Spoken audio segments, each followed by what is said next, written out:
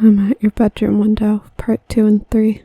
In the dark, I fumbled for my bag. I might not have had a flashlight, but I did have my video camera, which had a weak light on it. Besides, I can't deny I wanted to film this, if only to prove that I wasn't going insane.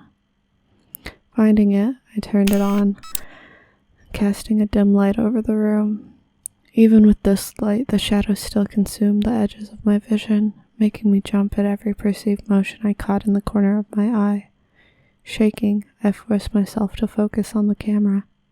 Carefully, I stood up from the bed and walked toward where I thought the curtain was. The thin light from the camera only served to give a vague outline of the curtain and door. As though the darkness had swallowed the room was even now working against the light from my camera. Carefully, I reached out and touched the curtain, pushing it closed all the way. Whatever was out there couldn't look in now. As I did, I heard a loud clicking sound next to me, like a latch turning in the door. Panicked, I whipped around to look at the door. Inexplicably, it had opened on its own. The latching sound I had heard, however, with the door getting caught by the extra security lock. I could see nothing through the crack, just more inky blackness outside. I slammed the door shut again, double-checking the locks and latches. Everything was in place. I breathed a sigh of relief. That's when I heard it. A sort of scuttling sound coming from the back of my room, somewhere in the direction of the bathroom. Cautiously, I moved slowly toward the noise, trying to keep my hands from shaking too badly. I knew whatever footage I got was going to be a mess of wobbly camera, but my videographer skills weren't exactly my top priority at the moment. I approached the source of the noise, but found nothing there except for another piece of paper, wedged partly behind a wall-length mirror next to the closet. I fumbled to open the folded-up scrap, trying not to tear it in my haste. When I finally got it open, there were only 2 words. Turn around. I was not about to do anything of the sort. Trembling, I slowly looked up at the mirror while pointing my camera behind me at the same time. To my horror, the light from the camera illuminated a faint silhouette of something behind me. All I could make out was a vague form, no taller than the height of the bed, and it was moving toward me. I broke out of my paralysis and dove into the bathroom, slamming the door behind me. Quietly sobbing, I leaned against the door and slowly slid down until I was sitting on the cracked tiles. The door firmly closed and locked behind me. Whatever it was scrabbled a bit at the bottom of the door, then came the whisper. "Let me in. I'm out here in the dark. Let me in." "Go away," I screamed. The voice stopped abruptly. I shivered and let out the breath I had been holding in tightly. I still clung to my camera, unwilling to let go of the one thing that was keeping me tethered to reality. I sat there until the rays of early sunlight began peeking under the door, and I knew it was safe. Carefully, I cracked open the door and peeked around. The coast was clear. In a rush, I grabbed all my luggage and raced out the door. The hotel manager looked at me kind of oddly, but I wasn't going back in that room. I spent the next hour waiting for the shuttle in the lobby. The flight to my aunt's house was short and uneventful. I spent the flight running over what had happened over and over in my mind. Could it have been a prank? Who could have done that? It didn't matter. It was over. I was out of that insane place, on my way to family and friends. I tried to put the whole thing behind me and just enjoy the ride.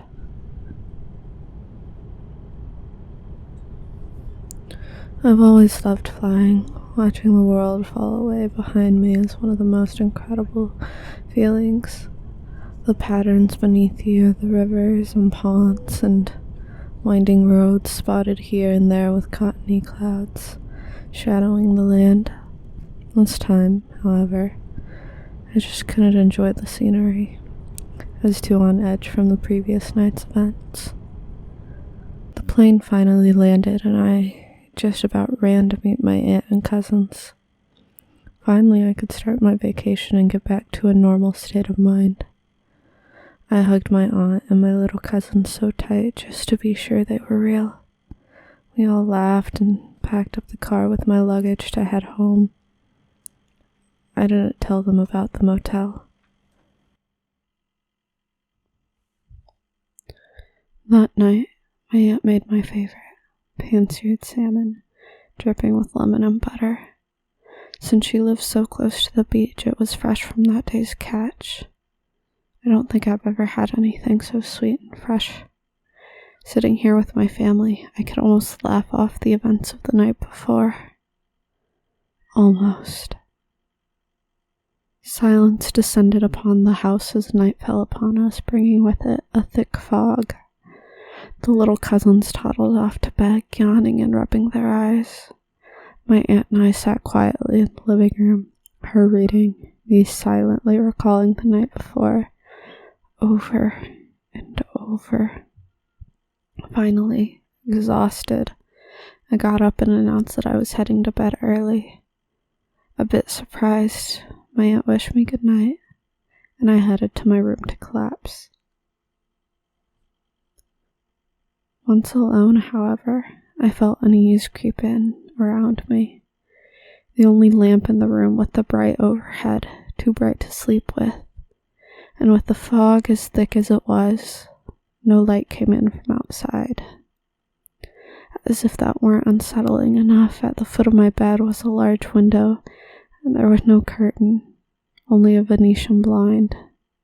I shivered and turned on my side so I couldn't see the window. Slowly, I fell into a fitful sleep. I woke up sometime around 3 a.m. to an odd squeaking noise, like nails running across glass or tile. Confused, I sat up and looked around. Blinking, my eyes slowly adjusted to the darkness.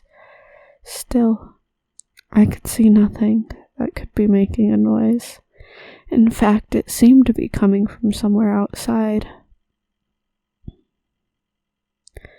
My heart rate quickened as I stood up and approached the bedroom window with apprehension.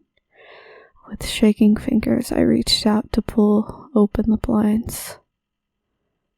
I yanked down with one swift tug and the blinds flew open. Nothing. I let out a breath I had been holding in a rush. I'd only imagined it. Or had I? As I glanced down, I noticed the long, slightly smudged mark near the bottom of the window, as though some grubby hand or paw had run along the glass looking for a way in. I dropped the blinds, dashed back to bed, and pulled the covers over my head, desperate for some sleep. It seemed impossible that I'd ever get back to sleep after that, but eventually I drifted off, dreaming of strange noises and small, scuttling creatures hiding just at the edge of my vision. I woke up in the late morning, head wreathed in fog from a restless night. My phone was buzzing next to me. Squinting, I glanced at it to see that I had 5 unread messages, all from my aunt. I shook my head, not wanting to bother with it at the moment, and fell back against my lumpy pillow. Something was wrong. My eyes flew open and I sat up. No. Even without glasses or contacts, I could tell I wasn't in my room at my aunt's house. But no, I couldn't be. I wasn't. No.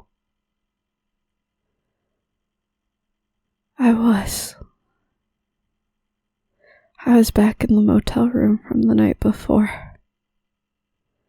I tried to scream, but only a choked cry escaped my lips.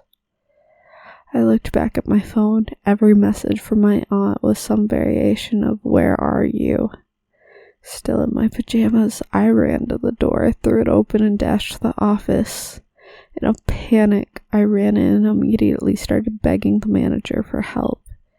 He looked up, startled, not at me, but at the door I had just come through.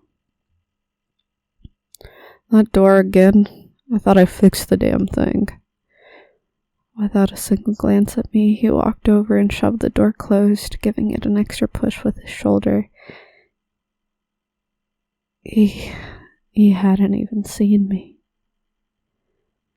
Later, I returned to room 103, numb and confused. As I sat on the bed, I heard the voice one last time. You're mine now. It taunted. I didn't care. I couldn't even muster up emotion anymore. I've lost count of the days I've spent here by now. I don't think I'm dead. Just not quite synced up with the rest of the world. These days I'm the one leaving the notes, warning travelers not to look out the window. Most of them laugh when they see my scribblings, but I don't worry too much. It's the people that dwell too long on my message that worry me. They're the ones that listen too closely to the voice in the window. They're the ones that might end up like me someday. There's a young couple staying here right now. I'm sitting outside now, waiting for them to quiet down. I'm trying not to think of how life was before I ended up here. I mean, I've tried leaving, but I can't get past the parking lot entrance. The only knowledge I get from the outside world now is from my phone and the occasional news program I watch during what passes for a continental breakfast at this motel. I think the two inside have fallen asleep. Well, he has, at least. I'm not worried about him. His girlfriend or fiance, whatever. I'm concerned for her. She's still up, eyes darting around. I know she saw my note, and she's definitely upset. She's a perfect target. Excuse me. I'm gonna go huddle in the closet with my hands over my ears. The voice is gonna start soon.